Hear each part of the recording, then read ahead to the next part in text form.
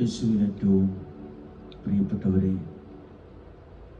ഇന്ന് നല്ലൊരു ദിവസം പ്രാർത്ഥനയോടെ നിങ്ങൾക്ക് ഓരോരുത്തർക്കും ആശംസിക്കുന്നു.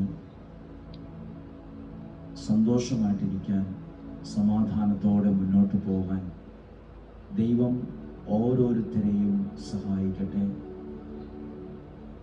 അനുഗ്രഹത്തിൽ ഒന്നിച്ചു വളരാൻ ദൈവം ഒരുക്കുന്നൊരു ശുശ്രൂഷയാണ് ഡെയിലി ബ്ലെസ്സിങ്.